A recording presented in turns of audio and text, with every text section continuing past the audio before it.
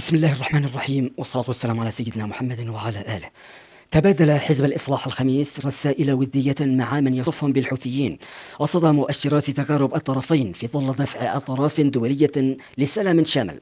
ووجه رئيس فرع الإصلاح في مأرب مبخوت ابن عبود الشريف رسالة لنائب وزير الخارجية في حكومة الإنقاذ حسين العزي، فسرت على أنها محاولة لدعوة صنعاء لدعم الإصلاح الذي يواجه مصير مجهول في المدينة، وذلك مع استحواذ خصومه بقيادة صغير ابن عزيز على مكتسباته هناك.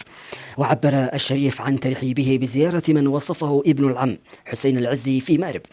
وجاءت تغريدة الشريف بعد ساعات على تغريدة للعزي كشف فيه عن اتفاق جديد بين شباب الإصلاح والأنصار في صنعاء على تأجيل الخلاف بينهما والمضي معا في عمل مشترك لمواجهة الاحتلال، في إشارة إلى التحالف، مؤكدا مباركة صنعاء لذلك.